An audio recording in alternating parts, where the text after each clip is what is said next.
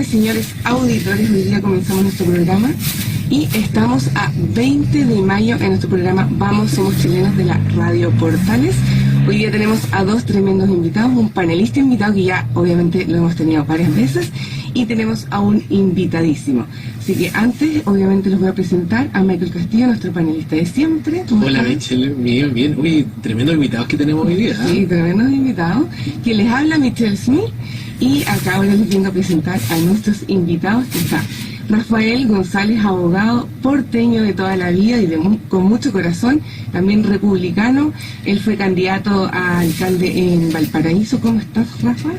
Hola, muy buenas tardes, muchas gracias por la invitación y sinceramente en un día muy especial, estamos en la víspera a puertas de un 21 de mayo y todos sabemos que Valparaíso se revoluciona un día como este, el 21 de mayo, no solamente por la gesta heroica, sino que también por todo el reconocimiento que se le hace a las glorias navales y a la Armada de Chile durante este día 21 que es mañana.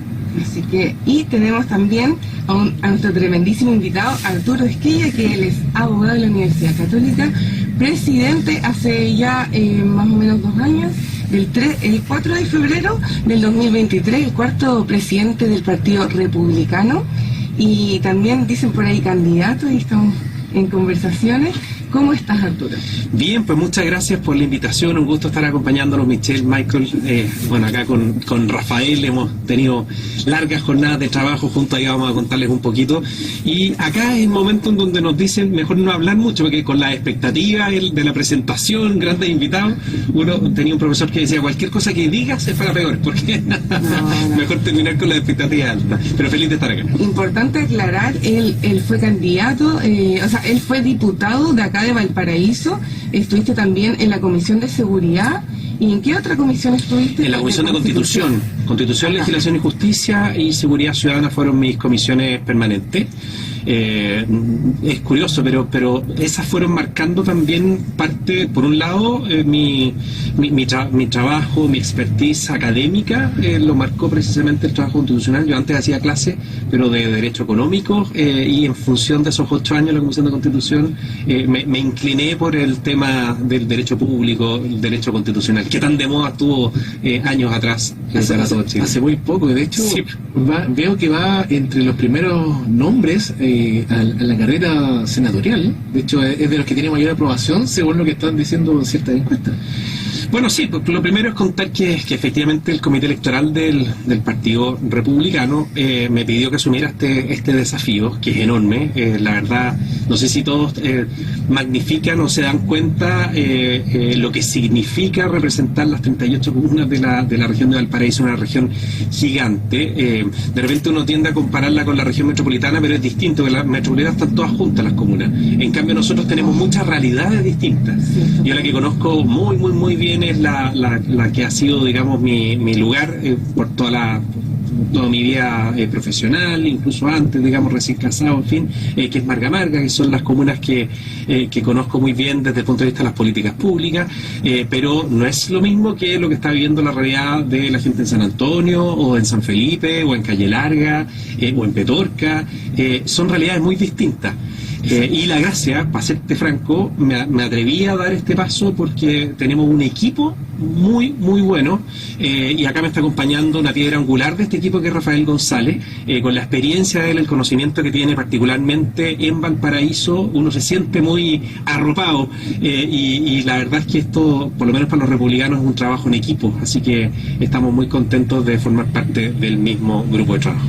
Buenísimo, buenísimo. De hecho, ese es el espíritu, en el fondo, porque hay que entender que las ideas sí importan. Lo hemos notado en los últimos 4 años, quedó creo que más que claro que las ideas sí importan, porque las ideas construyen realidades y las realidades forman el futuro, en el fondo.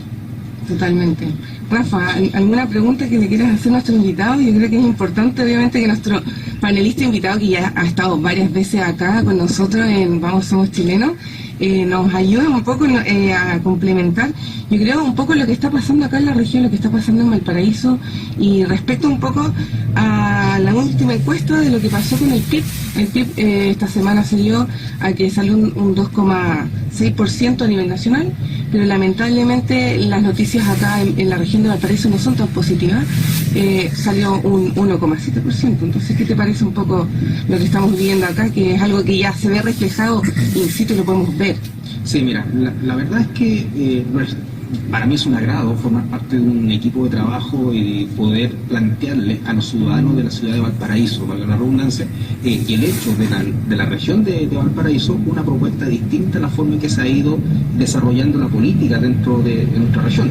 Y en eso, Arturo Esquella realmente es una forma importante de poder plantearle algo distinto a los porteños. Y aquí lo quiero llevar. Valparaíso hace años que está mostrando una situación de abandono, una situación de decadencia. No existen inversiones importantes. La última inversión gigante que se realizó en nuestra ciudad fue la creación de un túnel bajo Playa Ancha que une al puerto de Valparaíso con el sector alto para evitar que los camiones ingresen por el centro de la ciudad. Y eso tiene que haber ocurrido en el gobierno de Ricardo Lagos. Es decir, nos remontamos hacia muchos años atrás y realmente es necesario que a lo mejor un futuro gobierno, y yo espero que sea liderado por José Antonio Kast, pueda desarrollar un importante trabajo de inversión en Valparaíso para poder rescatar su espíritu. Porque en este minuto ese ánimo de decadencia lleva a un círculo vicioso. Tenemos un grave problema de ambulantes, tenemos un grave problema de seguridad, y el tema de la seguridad es realmente el problema no solamente que afecta a la ciudad de Valparaíso, sino que afecta a todo Chile. En ese sentido, Arturo, yo te quería plantear ¿cómo ves la situación de este Valparaíso decadente, con ambulantes que están prácticamente todas las calles de Valparaíso, y con una situación de inseguridad que es realmente la piedra angular no solamente para nuestra ciudad, sino que para todo Chile?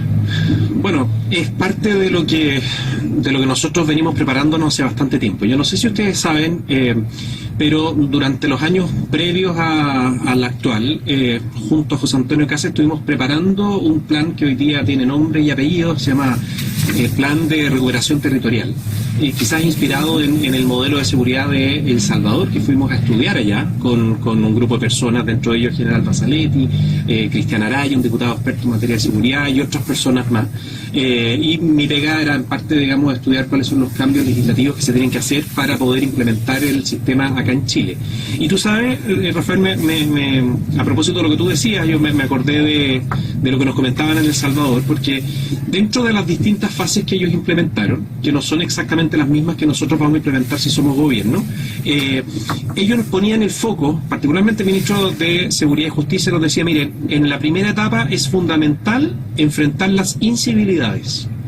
Y pero ¿cómo? Si tenemos al frente, digamos, el crimen organizado, ¿cómo vamos a estar perdiendo tiempo en las incivilidades? Incivilidades, para quienes nos están escuchando, son las infracciones menores, como por ejemplo podría ser la venta ambulante, o las cosas que giran en torno, digamos, al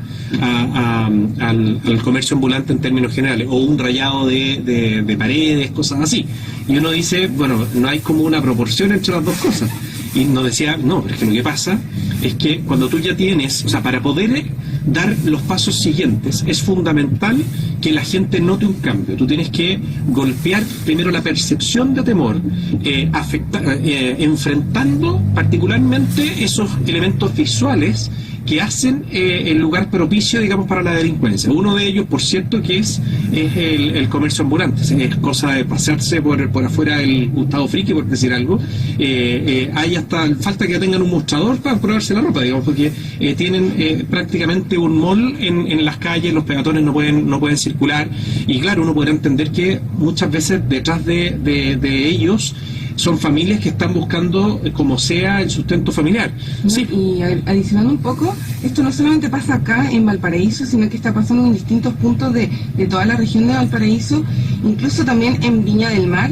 Y para comentarte un poco, hace poco en el mall Espacio Urbano, se hizo toda una infraestructura muy bonita, obviamente por el sector privado, donde a mí me impresiona y me da un poco, a mí personalmente como Viña Marina, me da rabia de que la infraestructura que se hizo está como pensado en el delincuente, está pensada en todo este tema de los vendedores ambulantes, porque la entrada tiene unos como palos así, de esta forma, con una entrada como muy, no sé, fea por mi parte, pero en el fondo es como ya, ¿de qué forma eliminamos como estéticamente a los vendedores? Y no puede ser que en los proyectos inmobiliarios empecemos a buscar soluciones de esta forma por el tema del vendedor ambulante. O sea, a mí me parece insólito.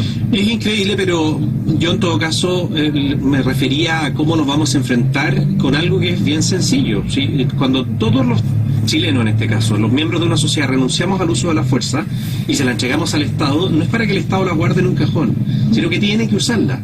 Es natural que haya proliferado con tanta fuerza durante los últimos años, ya incluso una década acá en Valparaíso, el comercio ambulante y todo lo que estamos viendo, precisamente porque la administración local, es decir, de los gobiernos locales, no ha tenido la predisposición para poner en el foco el organizar y ordenar, digamos, nuestras calles por el respeto al comercio establecido. Si de repente es bien insólito que llega una persona no tengo idea, de impuestos internos a hacer una fiscalización a un local y tiene que pasar entre medio de los paños, digamos, de la gente que está vendiendo ambulante. A ellos no les pasa nada, pero llegan a pasarle una multa al personaje que está adentro del local, que paga impuestos y que tiene todas sus cosas en regla. Entonces, esas cosas absurdas son las que tenemos que enfrentar.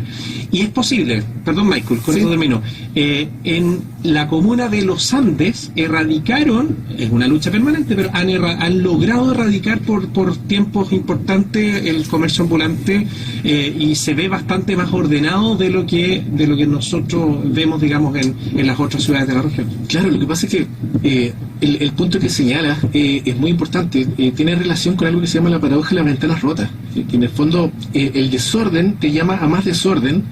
¿Y por qué me gustó de que partan por las insibilidades? Porque dicen que el que es bueno en lo poco es bueno en lo mucho. Entonces y esto es algo que este gobierno ha demostrado, que trataron de hacer cosas grandes sin hacer las cosas pequeñas, y al final cuando las cosas grandes te quedan poncho, las cosas pequeñas no tienen credibilidad. Entonces, en el caso de los Andes, yo conozco muy bien la realidad de los Andes, soy nacido y criado allá. Los Andes siempre paró el comercio ambulante antes de que fuera un problema como es el que tenemos acá en Valparaíso. Entonces, pasa lo siguiente: cuando nosotros tenemos que no hay un ordenamiento territorial, que no hay un respeto a la autoridad, y lo que pasa en el caso del mall, que hablamos de que tenemos que modificar la estructura, la infraestructura, a trabajar algo que se llama arquitectura de la incomodidad, para que todos nos adaptemos, porque el Estado no es capaz de entregarnos dos funciones que son las básicas que dieron origen al Estado: seguridad y justicia. Por lo tanto, justicia, no necesariamente hablamos solo de justicia para aquel que está ambulante. El tipo, todo ser que habita, todo ciudadano tiene derecho a su justicia social, derecho a desarrollarse, derecho al trabajo. Por lo tanto, es necesario ese enfoque que te dice: usted me entrega a mí la justa facultad de la violencia para que usted solo se dedique a desarrollarse y a vivir en libertad, porque es lo que corresponde. Sí, mira, yo, perdona que lo interrumpa, sinceramente aquí también hay que hacer un cambio ideológica que tiene los gobiernos locales. Hace unos días la alcaldesa de Viña del Mar señaló de que la responsabilidad en el tema de los ambulantes obedecía, entre otras cosas, por la ausencia de una planificación estratégica, en materia de policial. En circunstancias que al mismo tiempo la Municipalidad de Viña ha repartido 1.500 permisos precarios para que se puedan desarrollar en el lugar. Y además, cuando uno observa lo que ocurre en la Municipalidad de Valparaíso, también con una visión ideológica del Frente Amplio, porque ambas alcaldesas son del Frente Amplio, señala la alcaldesa de que quiere ordenar el comercio ambulante en circunstancias que quiere usar el concepto de erradicar el comercio ambulante, porque al final esto está generando un círculo vicioso. El comercio ambulante, cuando está completamente desatado, genera una competencia desleal, no solamente el comercio formal, sino que también es cuna de inseguridades y de narcotráfico, de delitos, y todo eso está ocurriendo a distancias Aprovechando que tengo a Rafael González, entiendo que él va en una candidatura también y que tiene muy buena perspectiva, me consulta es, en el caso doctor de Valparaíso, hablando de materia de ley, en el caso de seguridad, ¿cómo has pensado un poco mandatar a los municipios a que hagan lo que tienen que hacer? Porque ya vimos que si bien hay un problema cultural, hay un problema ideológico que ha avanzado desde la administración de Jorge Char, que dejó Valparaíso en el piso. Ahora tenemos una nueva administración que parece que también tiene las mismas predilecciones por frenar el crecimiento y desarrollo. Entonces, yo creo que tienen que mandatar a las municipalidades a que hagan su trabajo como corresponde. ¿Tienes alguna propuesta en ese sentido? Mira, Efectivamente, hay una propuesta que se puede desarrollar en el municipio y los gobiernos locales. Lamentablemente no es mi alcalde de Valparaíso como para haberlo llevado a la práctica o puesto en ejecución, pero sí creo que pasa por cosas que son esencialmente básicas. El alcalde Chapo era conocido por que pasaba en protestas en las calles diciendo el que no salta el pago. Y lo que se requiere en este minuto por parte de la autoridad local es fortalecer a las policías. Las policías, que fundamentalmente Carabineros de Chile, desarrollan una pega y un trabajo que es muy complicado, que es repeler delincuentes. Si la autoridad local y la autoridad nacional no están dispuestos a respaldar a las policías, difícilmente vamos a poder combatir la delincuencia.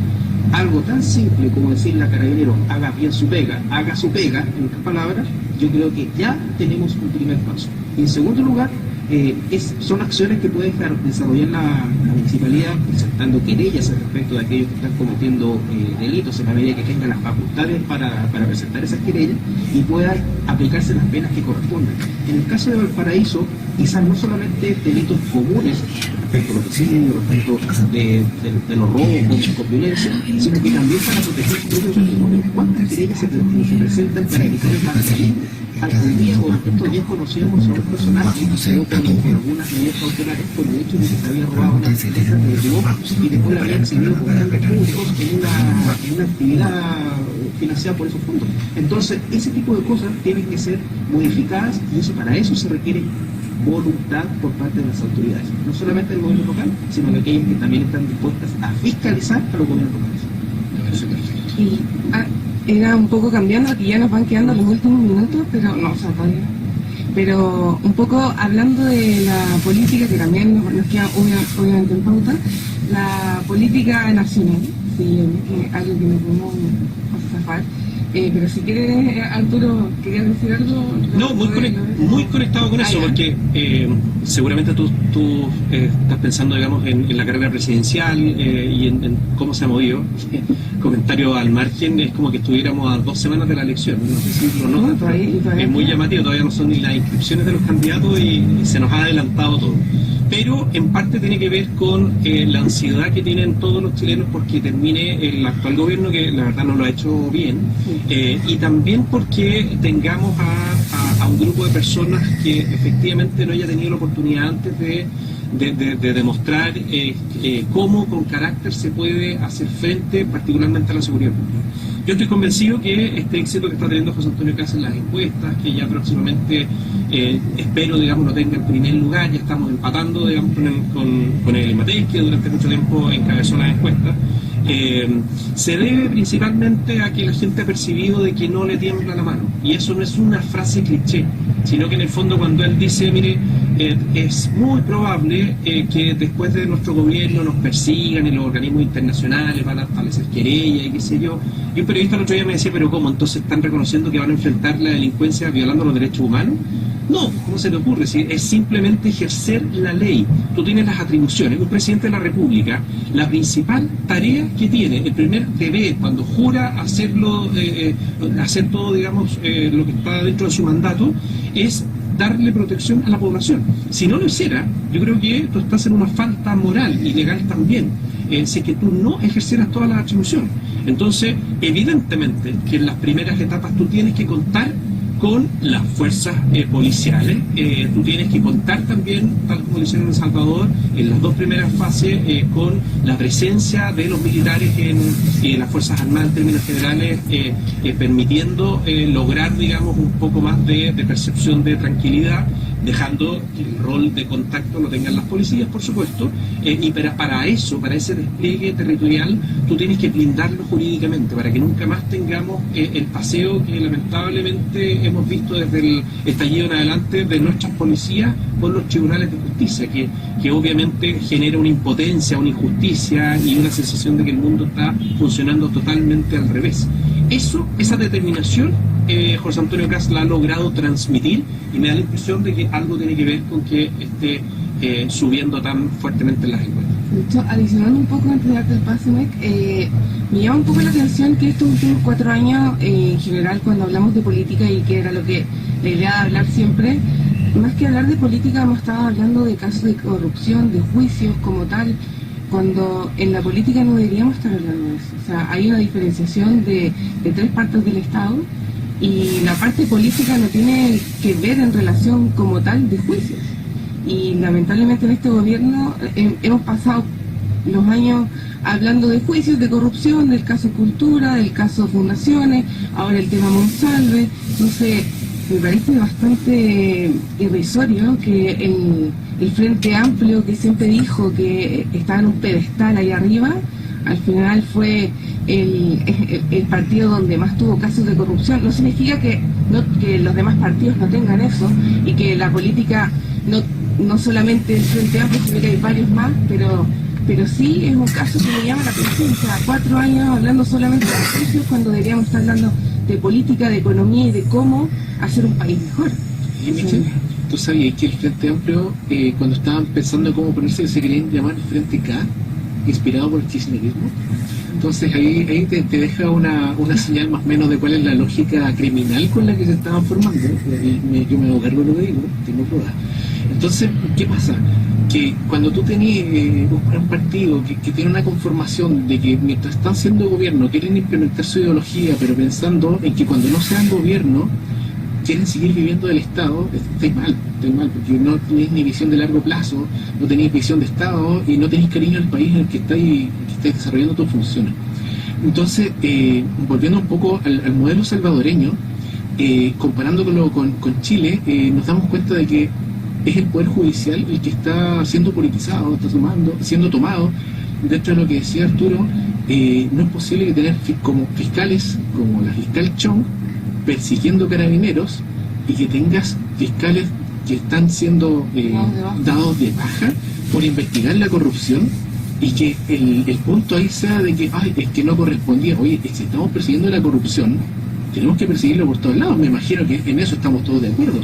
Te agrego un par de ejemplos más. Yo no sé si recuerdan, pero cuando un juez en Arica filtra o da a conocer, digamos, la lista de testigos protegidos, o en un tribunal oral, también en la región de Arica, Parinacota, se inhiben, se recusan, o en el fondo se inhabilitan para participar en el juicio porque eran conocidos por los narcotraficantes que había que enjuiciar. Tú dices, mira, puede haber sido un caso muy específico, muy puntual, pero algo está pasando. Y recuerden, nunca hay que perder de vista esto. El crimen organizado, dentro de su lógica, de su estructura de funcionamiento, está cooptar a la autoridad. Entonces, lo primero que van a hacer cuando se instalan en un país, esto estamos hablando de transcriminalidad, es decir, como una transnacional, una empresa, se instala en Ecuador, tiene todo armado, sea Perú. De Perú, en el fondo, tiene todo armado, líneas, entre comillas, de negocio funcionando, y se instala en Chile.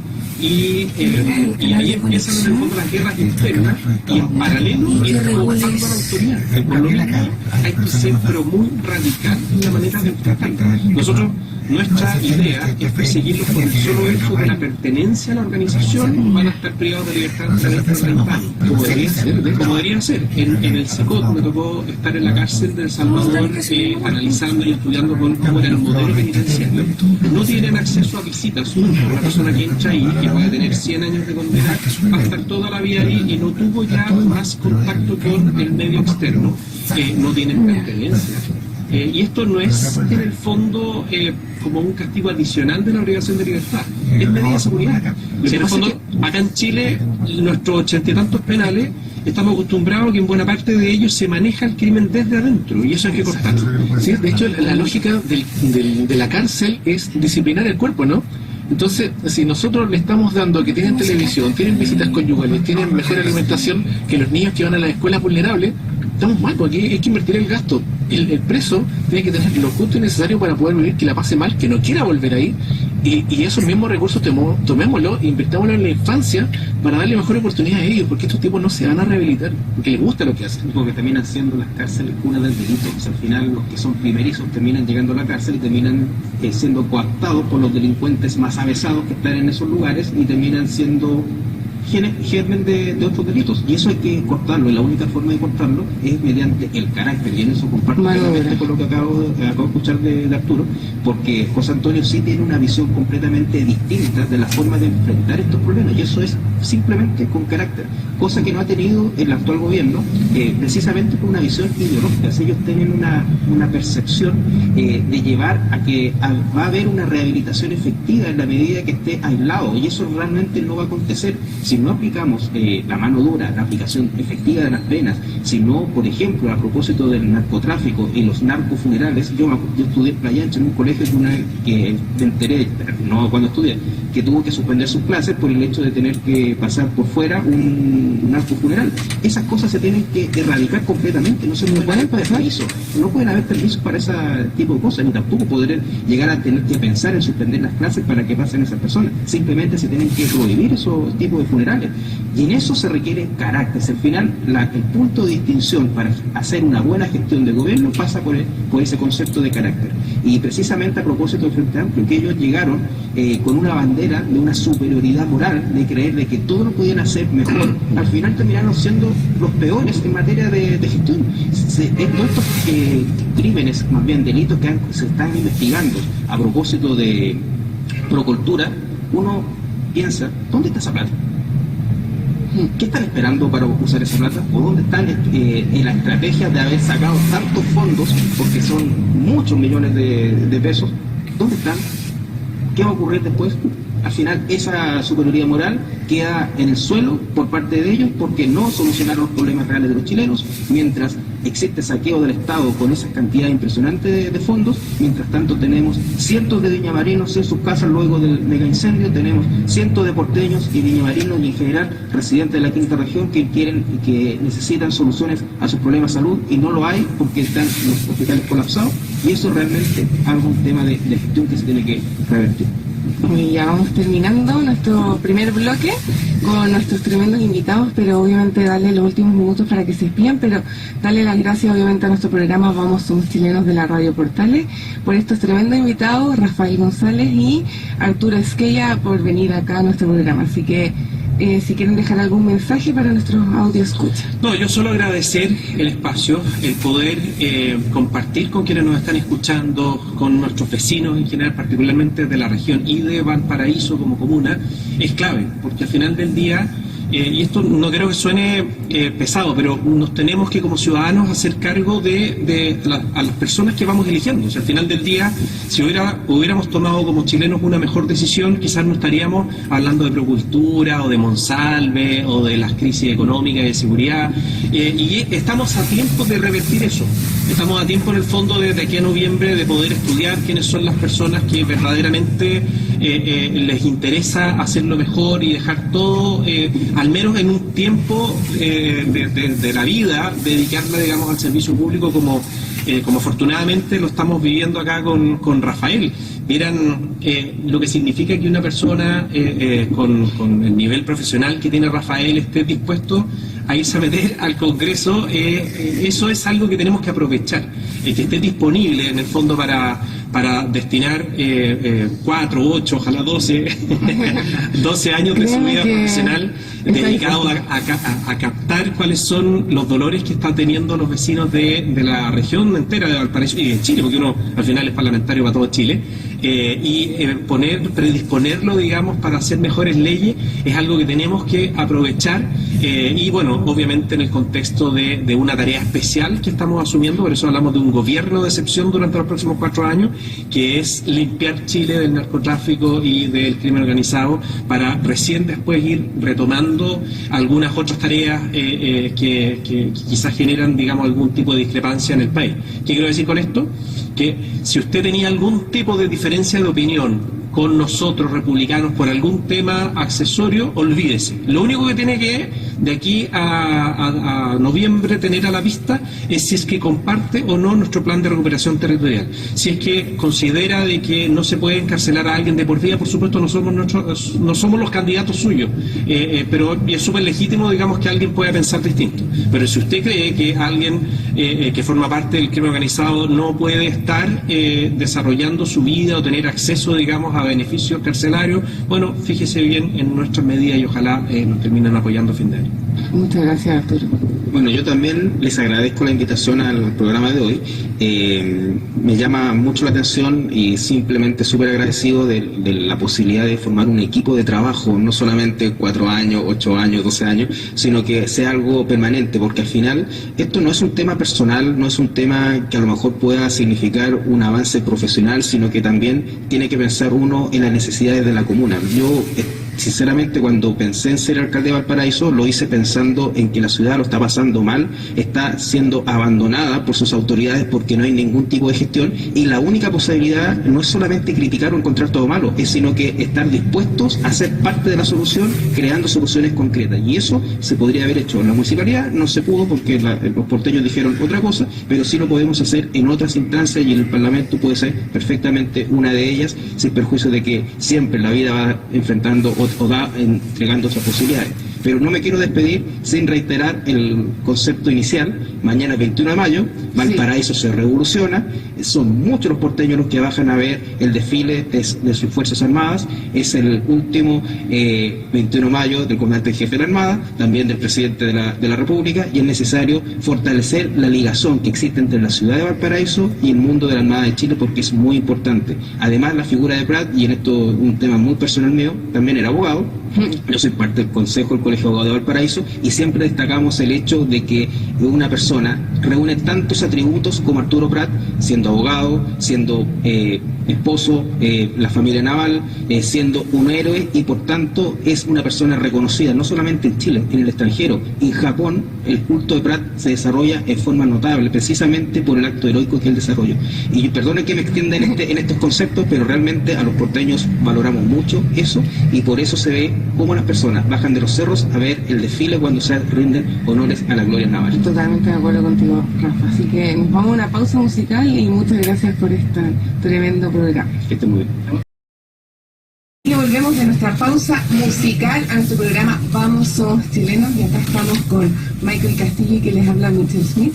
Ya se nos fueron nuestros invitados panelistas. El tremendo Rafael González, un tremendo amigo, así que saludos para él, y también Arturo Esquilla, que nos habló mucho. Yo creo que estuvo muy interesante la conversación. ¿Qué te pareció, Mike? Mira, a mí me pareció súper bien. Así que más allá de lo interesante de la conversación, me gusta el enfoque. Me gusta la gente que tiene convicciones, que no anda con medias tintas, que no anda escondiendo sus intenciones, es decir, no, es que yo lo que quiero hacer para no quedar más con nadie, me carga. Así que no, muy bien por Arturo, muy bien por Rafael. Me parece que uno, sobre todo en política, tiene que tener los pantalones bien puestos. Y creo que eso se valora, y dejarle en claro a las personas que apoyan tus ideas, esto es lo que yo pienso, y ¿sabes qué? Y si no estás de acuerdo, también, perfecto, pero que tengas claro qué es lo que yo pienso. Y eso me parece que es un acto de valentía, un acto de honestidad que se valora en política. De hecho, igual, para contarle a todos, yo creo que, bueno, como saben, nuestro audio escucha, estamos en tiempos, todavía no estamos 100%, pero se vienen elecciones presidenciales, ya están las últimas del gobierno del presidente Gabriel Boric. Se ha hecho largo, ¿no? Uy, sí, también al menos se ha hecho muy se ha largo. hecho larguísimo, donde, bueno, lo que te comenté, o sea, ahora está pasando una cosa extraña, que también lo comentó Arturo, donde la candidata Evelyn Matei está en un 17%, y ahora José Antonio Kast le llegó al nivel con un 17% en la encuesta Plaza Cadem este domingo. Interesante, y quedó en tercer lugar Carolina Toá. Pero lo más importante, y lo que yo quería comentar, en el fondo a mí me impresiona un poco que en este gobierno, estos 4 años, hayamos tenido que hablar de más allá de política y de economía, que sí se ha hablado harto, pero por temas como catastróficos, como acá que tenemos un 1,7% de crecimiento del PIB en nuestra región.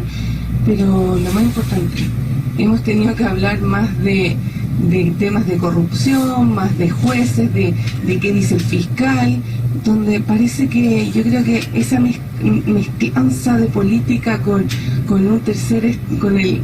otra parte del Estado, como que me molesta, me causa una molestia pero tremenda. Sí, lo que pasa, Michelle, es que ideológicamente la izquierda tiene un pensamiento en el cual la censura y el terror político, no necesariamente a los niveles que lo lleva la Unión Soviética, pero el terror político es un método de lucha y de acción que ellos consideran válido. Muchas veces no lo dicen, pero asumamos que está bien sacado el fiscal del caso Procultura. Asumamos que está bien sacado. Es un acto simbólico que le está diciendo a los futuros fiscales: de que hay espacios donde no se toca, donde está el terreno de lo sagrado, por decirlo de alguna forma. ¿Por qué? Porque en el fondo, cuando tú lees a Marx, a Engels, pero más que sus libros, son las cartas que se escribían ellos, tú te das cuenta cuáles eran las lógicas de funcionamiento. Entonces, entender que este gobierno tan joven, todavía están pegados en los años 60, te hace entender... Eso me impresiona también, imagínate, somos casi de la misma generación. Exacto, y todavía creen que lo que no funcionó en los 60 va a funcionar hoy. Siendo que nosotros somos como que renovadísimos, no nos sentimos identificados por esa generación, es cero, yo creo. Yo creo que de hecho hasta en la misma como más política que nos representa, como que nosotros decimos que son boomers, y los pelamos. Bueno, yo no uso esos términos como boomer porque no soy tanto anglicismo, ¿Ya? pero ya que me estoy llevando al tema, sí, y yo creo que es hora de pisar el presente. Y bueno, recién les comentaba algo que se celebra mañana, ¿cierto? Las glorias navales. Oye, sí, nos estaba contando entre medio de la canción algo súper interesante, Mike. Cuéntanos. Oye, mira, lo que pasa es que en 1885, el 28 de abril, Chile envió al acorazado Esmeralda a Panamá. Contexto. En ese tiempo estaba habiendo tensiones dentro del contexto que se le llama causus belli, que en el fondo son motivos de guerra entre Estados Unidos y Panamá. En ese tiempo, obviamente, el canal de Panamá no es lo que es ahora. Entonces, estaban habiendo problemas y Estados Unidos, como una muestra de poder, envió al acorazado Esmeralda, que no es lo mismo que el buque Escuela Esmeralda. ¿Ya? Entonces... no es lo mismo, son no, otros buques totalmente distintos. Exacto, mira, la Esmeralda, considera el buque más poderoso de la costa pacífica, no fue utilizado en una intervención militar porque su sola presencia era una demuestra de fuerza y poderío naval por parte de Chile en 1885. Así que Chile tiene tanta historia, entonces, naval. Y de todo en el fondo. Es que, ¿sabes qué le pasa a Michelle? Hay gente que cree que Chile se creó en el año 73 y que de ahí para atrás no hay historias interesantes. Recién Rafael nos contaba de que Arturo Prat es muy famoso en Japón. Sí. ¿Y tú sabes por qué es famoso en Japón? Bueno, resulta que cuando fue la guerra del Pacífico había población japonesa esclava en Perú que fueron liberados y lucharon por la causa chilena. Cuando ellos retornaron a Japón, en base a los escritos sobre Arturo Prat en el diario del general Grau, Arturo Prat se convirtió en una mega estrella porque hubo tres motivos. El primero, liberó a los esclavos japoneses que estaban en el sector de Perú. O sea, su salvador total. Exacto. Segundo, era un tipo que tenía la posibilidad de estar en tierra, pero prefirió estar en la primera línea, la de verdad. Y tercero, el tipo murió con una valentía y con un heroísmo que fue retratado por la historia y por algo es uno de los héroes nacionales que más hacen que el chileno infle el pecho. Entonces, en Japón es una mega estrella, tiene monumentos, tiene cómics, tiene mangas, o sea, cómics, tiene mangas, ¿cachai? Animaciones, porque para ellos Arturo Prat es un gigante. Y acá no lo valoramos como lo valoran ellos. Y ahí en ese sentido, si tengo esa como imagen de Arturo Prat, porque obviamente salió en un colegio marino, y para mí el 21 de mayo siempre ha sido como una fecha importante, pero sí, a veces se nos olvida un poco la importancia de esta fecha, y donde hace poco tuve el gusto de tener un paseo a la Plaza Sotomayor, así que les recomiendo, obviamente a los que no son porteños, porque como nos comentaba Rafa, obviamente todos los porteños el 21 de mayo, yo creo que también, yo soy viñamarina, pero siempre me ha gustado, me encanta, yo creo el 21 de mayo venir para acá y ver el desfile, pero sí para los que no son porteños, los que quizás vienen más del interior, de Quillota, de La Ligua, de Petorca, quizás que queda mucho más lejos, contarles y comentarles que vengan un día acá a la Plaza Sotomayor y siempre hay marineros que son los guardias de acá de la plaza, donde ellos les pueden contar toda la historia, pero la historia de lujo y detalle. Es una historia muy bonita que se le saben perfectamente, y yo la verdad tuve la oportunidad de que una persona, gente de mar, me contara la historia, pero me la contó de una forma que yo decía, chuta, ¿me acuerdas de cuestión del colegio? pero no me acordaba de estas cosas, como estos pequeños detalles tan bonitos donde él era capaz de parafrasear lo que decía Arturo Prat antes de al abordaje, muchachos, que esa es la parte como que todo el mundo lo sabemos, pero él se sabía más. No sé, de repente igual emociona un poco que una persona que está haciendo su trabajo ahí le emocione tanto este héroe. Y que sabes que Arturo Prat le gustaba mucho escribir poemas a su amada. Entonces, imagínate en esa situación donde tú sabes que vas a morir, te paras y dices, muchachos, la contienda es desigual, nunca nuestra bandera se arriba ante el enemigo y espero que nunca sea la ocasión de hacerlo. Mientras yo viva, esa bandera flameará en su lugar. Y si yo muero, esos oficiales habrán cumplido con su deber. La verdad es que, muchacho, porque él entendía que la única chance de ganar esa batalla era secuestrando al general del Huáscar. Entonces, esas tremendas palabras que escribió un soldado, porque lo inspiraron, ya además de que son hermosas, yo creo que hacen entender cuál es ese sentimiento patriótico que te dice, tú podés morir por tu país, no por lo que representa la bandera en sí, es porque es en el espacio que te viene a hacer, donde crecieron tus abuelos, tus hijos, donde te desarrollaste, hay un arraigo gigantesco a la tierra. Entonces eso es lo que a mí me gusta transmitir. Mira, y me voy a dar un gustito, chicos. Mi hermano mayor, él era infante marina, ¿ya? Es tan patriota, mi hermano, de que él está de cumpleaños el 22 de mayo, y su hija, Consuelo Saavedra, que le mando un abrazo gigante, está de cumpleaños el 20 de mayo.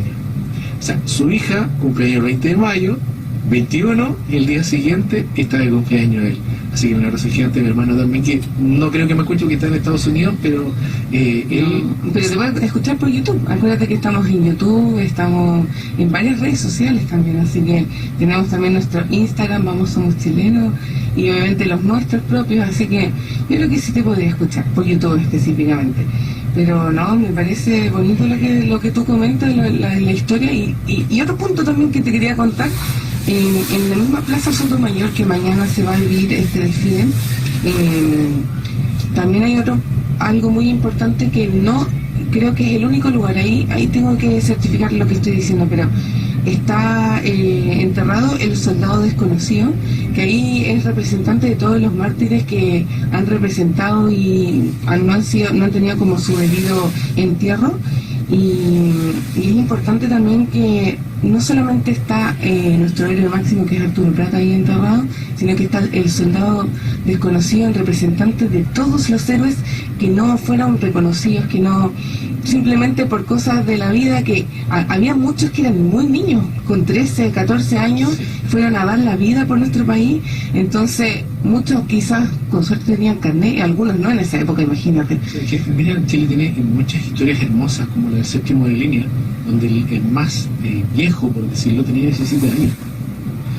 ¿Te das cuenta? Entonces el sentimiento que tiene el chileno por su país es muy lindo.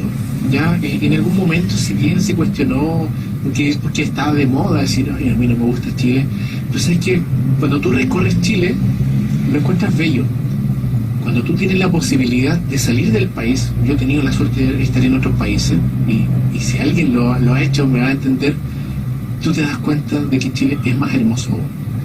La única forma de conocer realmente tu país es cuando estás en otros países. Creo que sí, estoy totalmente de acuerdo contigo en ese sentido. Me ha pasado que voy a otros países y digo, uy, qué bonito esto otro, pero cuando vuelvo a Chile es como, uy, por fin vuelvo a mi país, y ese como cariño que le tengo a mi país es tan importante, y yo creo que mañana se va a celebrar eso, lo más importante.